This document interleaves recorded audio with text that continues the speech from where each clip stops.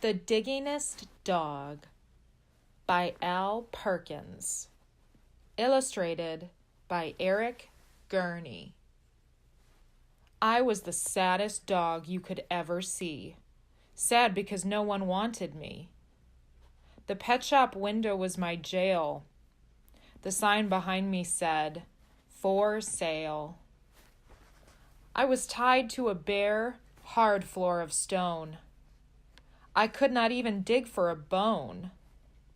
I was living all of my life alone, a dog that no one wanted to own. And then one day at 4:30, Sammy Brown came in the door. Sam took one look at me and cried, "Why are you tied up here inside?" "I've always wanted a dog like you, so I'll tell you what I'm going to do. I'll take you out to the farm with me. You'll play outdoors where you should be." I felt as happy as a pup when Sam paid the man and picked me up. He rubbed my ears. He scratched my head. "I think I'll call you Duke," he said. Sam gave me a collar. He gave me a lead. We left that shop at tremendous speed. We went a long way out of town. We came to the farm of Sammy Brown.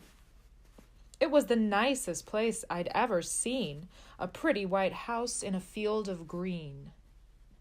And in the shade of the apple tree, a special dog house just for me. Next morning, while Sam did his chores, he let me run and play outdoors. I've never played outdoors before. I'd always lived on that hard floor. I'd never run on nice, soft ground. Now I barked with joy as I ran around. Sam looked at me and scratched his head. "Duke, you need some friends," he said. He blew his whistle. He blew a blast. And many dogs came running fast. I'd never met a dog before.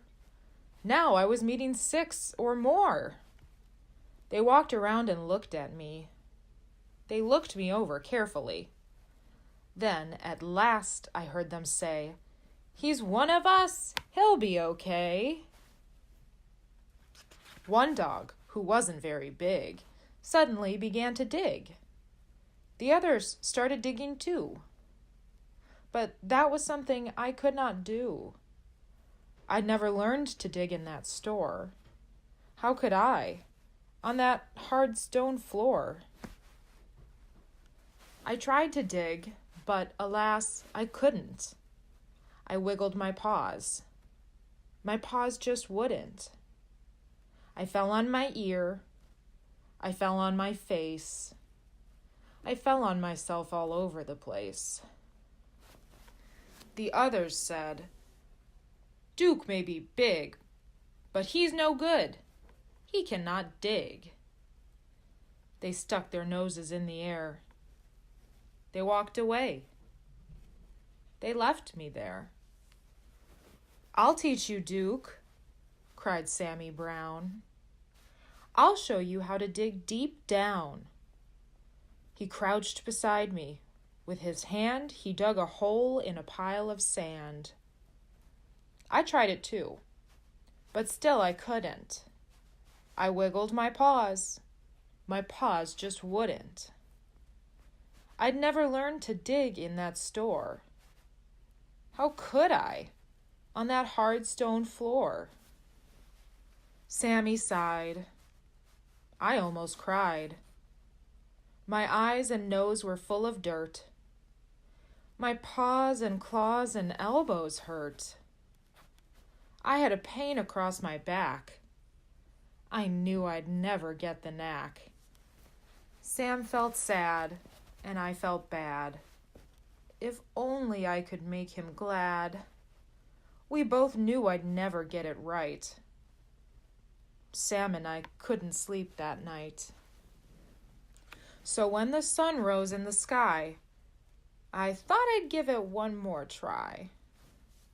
I wiggled one paw. I saw it could. I wiggled the other. I saw it would. I could dig with my paws. I could dig with my claws. I felt no pain across my back. I knew at last I had the knack.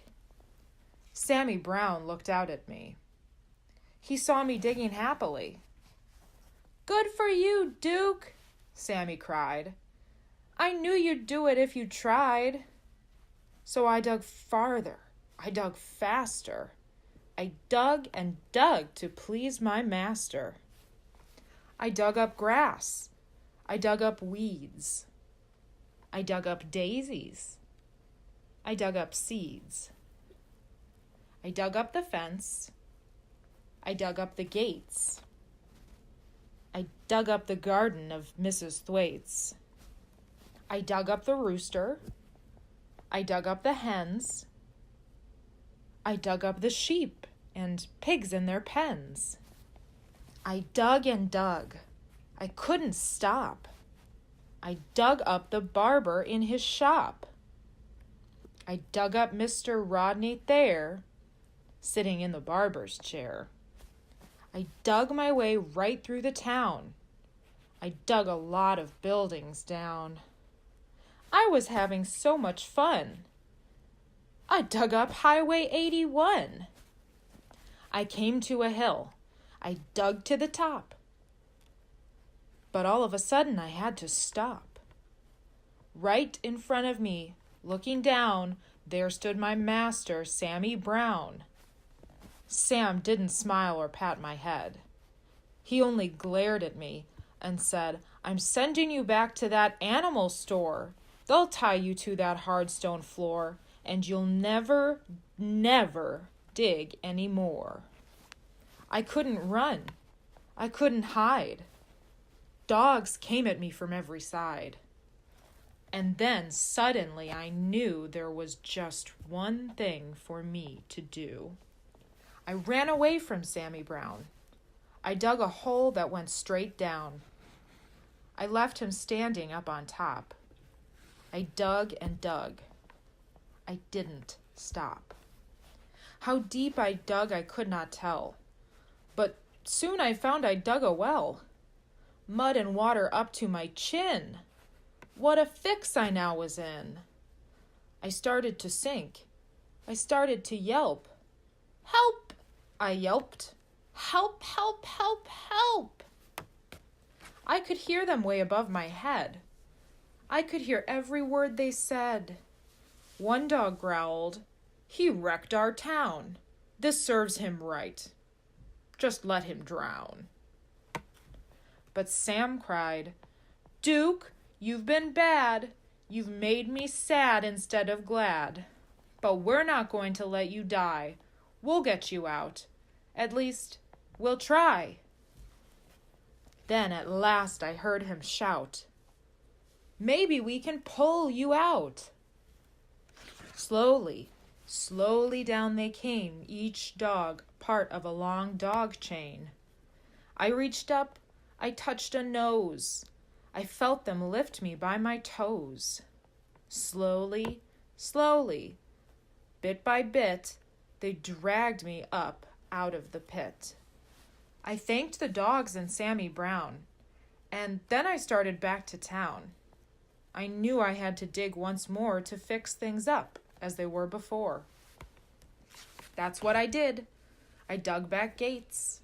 I dug back the garden of Mrs. Thwaites. I dug back the roosters and the hens. I dug back all the pigs and their pens. I dug all day in the summer sun. I dug back Highway 81.